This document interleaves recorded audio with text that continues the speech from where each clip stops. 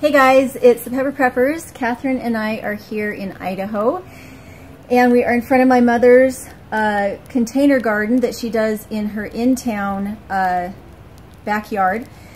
These tubs actually came from our original homestead when I was a kid, and when my parents knew they were selling the house, they felt really blissful about the fact that they had them in these containers because they put them into the moving van and then took them to the new house.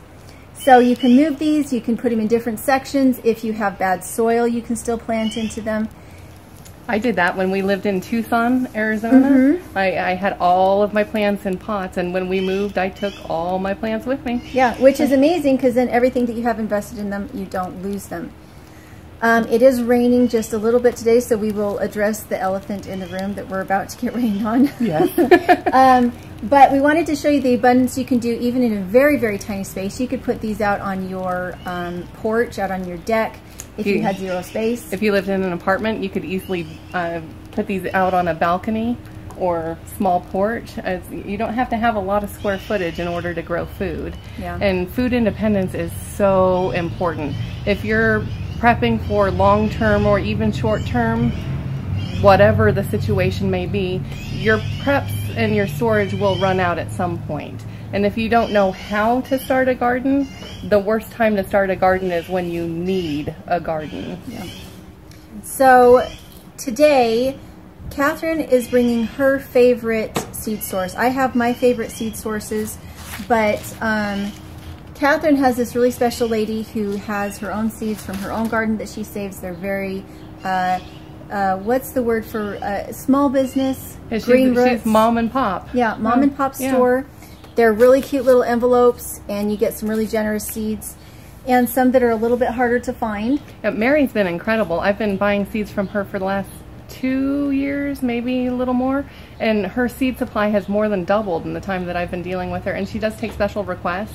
I asked specifically about Tabasco seeds. She hunted them down and added them to her line. So her line has really grown over the last several years. In fact, Julie and I were communicating with her this morning about some other products that we'd like to see, and she's on the hunt for them. So she is all about customer service and taking care of her people.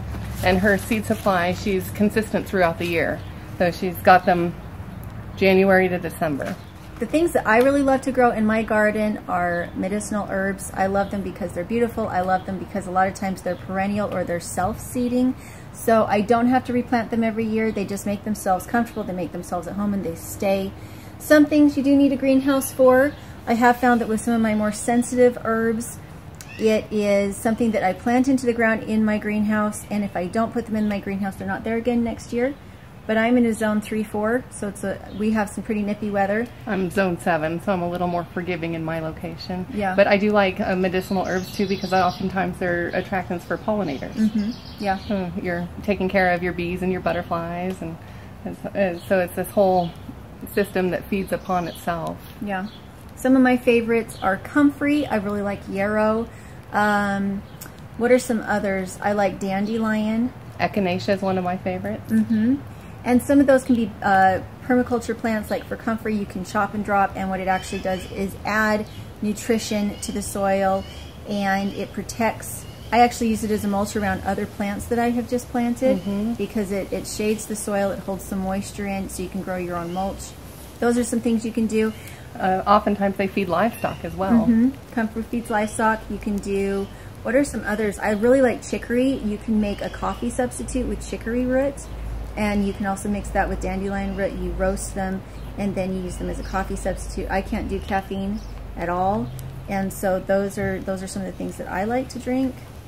And they're just super fun. It's kind of fun to go out and instead of having what everybody else has planted in their garden, to go out and find something like nobody else has mugwort. Right. You know? But Mary does. Mary has mugwort. So yeah, something too about planting medicinal herbs is it doesn't look like a traditional garden. So if there were some sort of emergency catastrophic event, and for whatever reason, if people were looking for food and came to your yard, some of the stuff would be incognito and it wouldn't be recognizable as food.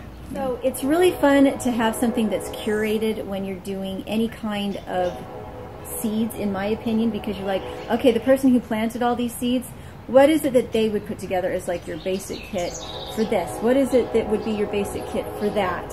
And for me, it's just kind of fun because they're the expert and I want to learn from the expert.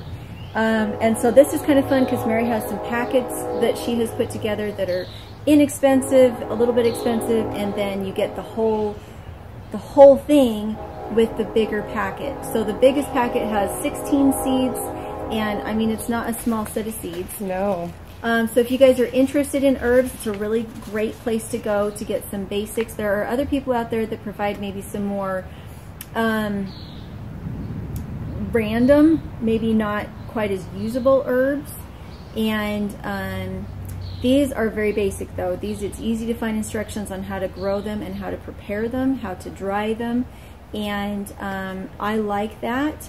I have personally spent a lot of money on things that were really obscure that in the end I couldn't find information on how to use them, so there wasn't really any point in my having planted them. Right. So I like that these are basic. So if you guys are into herbs and you want to add to your preparedness supply by getting into some more intricate, maybe sometimes more complicated gardening, if you're already a pretty good vegetable gardener, herbs might be the next step for you, and they're super fun. Oh, yep, I love herbs.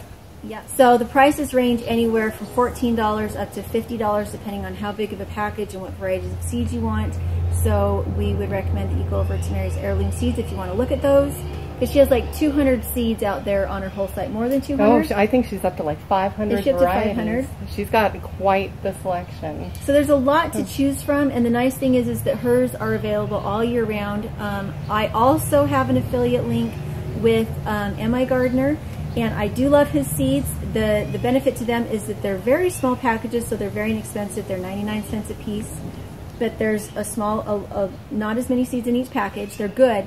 And the other thing is he sells out of them very, very quickly. So if you want very inexpensive basic seeds, MI Gardener is great. If you want a larger quantity of seeds and also a larger width of what you can actually get available, 500 seeds is a lot of seeds. I know Mary also has 99-cent seed packets, and they're the same size. I've ordered off of her 99-cent seed packet sales before, and she has those ongoing.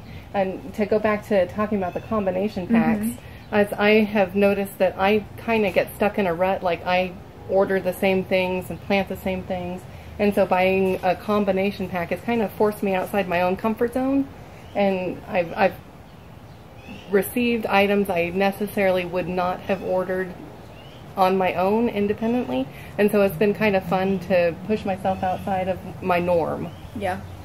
Well, and sometimes it means you add different spices to your foods. You know, once you start to grow it, you're like, how am I going to use this? Right. And you start to kind of... As far as food preparation goes, bland food is boring food.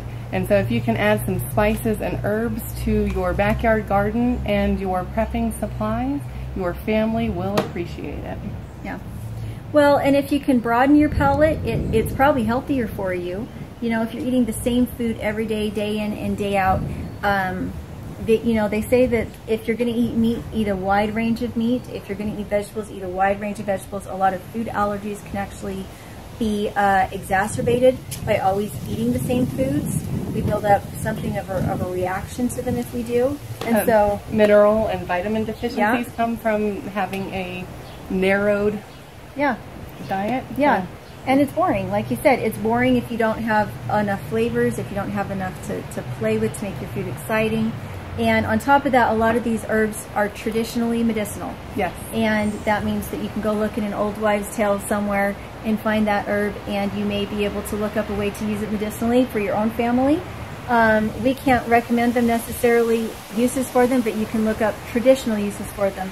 And some people really like to use them for those health benefits as well. I'm starting to harvest some of our herbs, so I wanted to show you how I do it. This is a rack that's meant to be used on a wood burning stove for drying just what it's drying. This is motherwort. It is for, I don't remember exactly what it's for. One of them is some kind of female problems. Hot flashes, I believe, was one of them. The other one was delayed menstruation, so if you have irregular menses. So that's motherwort. If you wait too long, it gets really, really prickly. It's supposed to be the young leaves and young blossoms.